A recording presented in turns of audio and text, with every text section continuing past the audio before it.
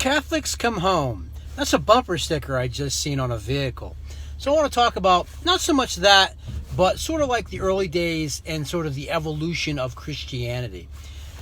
So for those of you that know, or those of you who don't know, Christianity's origin starts with Paul, who was supposedly not originally a Christian. He was a persecutor of Christians. And somehow after the first century, well, not somehow, but Christianity grew. You can read the early bishops, the early Catholic fathers of the church, Irenaeus, Ignatius, Clement. There's a whole bunch of these early church fathers that were alive in the 2nd, 3rd, 4th, 5th century. And that was the origins of Christianity. Now, the thing that's interesting to understand about Christianity, and kind of why I wanted to make this video, is sort of the transformation that it makes over the centuries. For at least the first 1,000 years of Christianity's existence, it was Catholicism. I mean, it was the Catholic Church. Then there was a schism in about 1050 AD or CE, for those of you who want to use the common era. And so it's interesting, and then it continued along that same trajectory, even though there was the schism. It was still, the Orthodox Catholic Church, and then obviously just the regular Roman Catholic Church. And so somewhere around the 1500s, it was when, this guy named Martin Luther comes along and recognizes that, we have the Old Testament writings and we have the New Testament writings, and he saw problems with what the Catholic Church was doing. Bear with me. I'm just going to do this just very brief history lesson. And so, you've got Martin Luther, who writes his 99th thesis and says, look, these are the issues I have with the Catholic Church. And so then he starts the Protestant Reformation, and then thus out of what would be originally the Roman Catholic Church, out of the original Christian church, out of Catholicism, comes Protestantism, which is an offshoot of the original Christian church.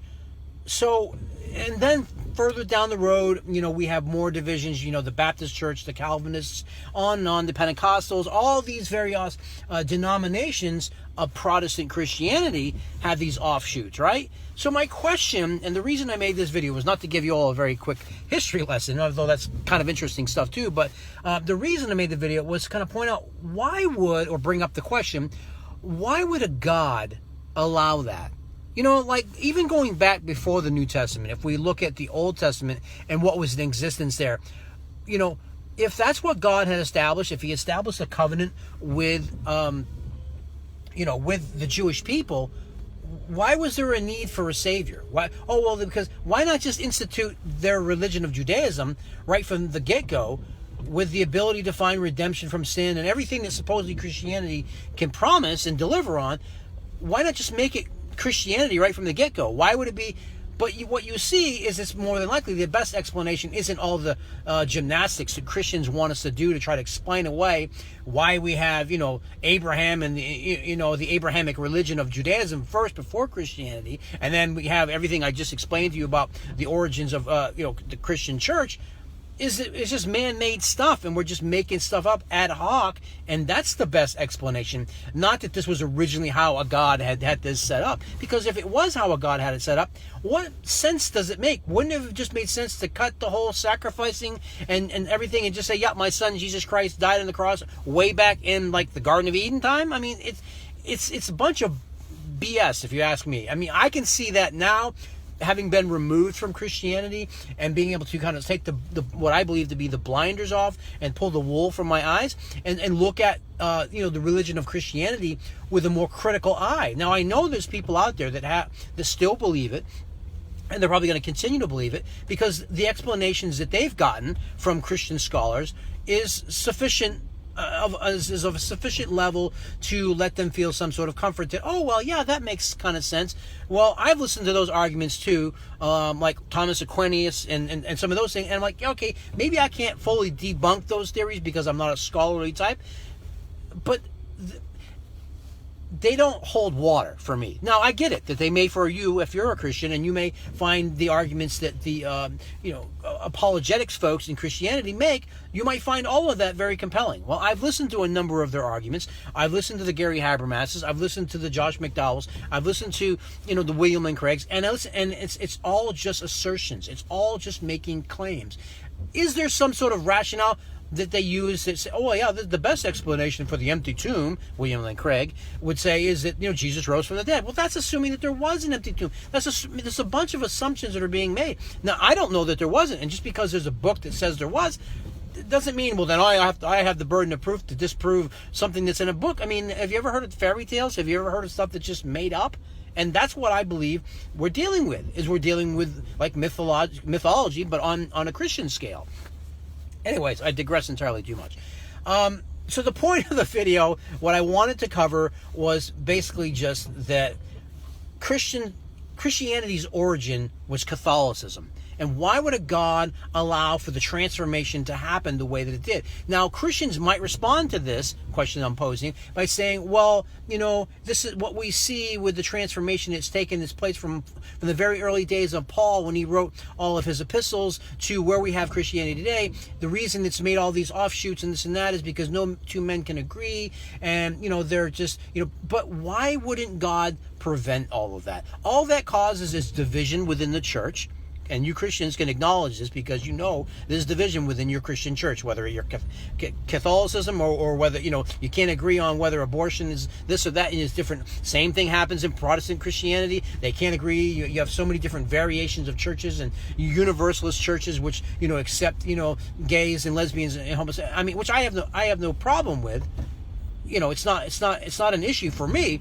I'm accepting of those alternative lifestyles, but I'm just saying within Christianity you have division. And so why would you have the division, of creating all these different denominations? I mean, certainly those individuals were at liberty to do so, but I mean, was Martin Luther wrong for opposing the Catholic Church? No, they were doing condolences. They were doing, hey, if your child dies before they get baptized, if you give the church so much money, then, they'll say a few Hail Marys and your child will then not have to go to hell, will not have to go to Sheol or whatever. It's just ridiculous. I mean, this stuff was happening, and so there were a number of sort of, I don't want to say heresies of the Catholic Church, and I'm not here to bash Catholic people, but it was when seeing that bumper sticker that says, Catholics come home, as if like, what are you coming home to? You're just coming home to a religion, that's enshrouded with all kinds of conspiracy, all kinds of, if you study this crap, I mean, I'm making assertions in this video. All you got to do is Google this stuff and just look at how the Catholic religion of Christianity, how it's riddled with conspiracy and all these problems and all this cover-up stuff where they suppressed information, and the only thing that the Catholic Church did was preserve the stuff that reaffirmed kind of their kind of like the Council of Nicaea, their I don't know what the word is, like the tenets of their faith, basically. That's what was preserved. The only thing that survived was the thing that the early Catholic Church wanted to survive, and that's what we have.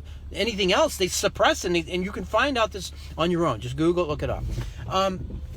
So I don't understand why, if there was a real God, why he would allow for his religion to be so molested in this way. I mean, if he originally started as the religion of Judaism and had those practices, why would he change it in the first century and say, oh yeah, all those years you've been doing all these sacrifices to find atonement for sin, all of a sudden that's no longer needed. I know it's been thousands of years I've had my covenant with the Jews, and you guys have been sacrificing animals and and burnt offerings on the altar to try to find favor with me, but now we're going to do away with all that. No, the reason it happens in the first century, in my humble opinion, the reason we see the emergence of Paul is because he was starting a new religion. He was starting a religion for the Gentiles, which would be void of all of those things that the Jews used to have to keep. So it was more palatable. And that's an entirely plausible explanation. I know Christians don't want to accept that, but if you listen to any of these secular scholars, if you listen to people that are, critical biblical scholars, I mean, this makes complete sense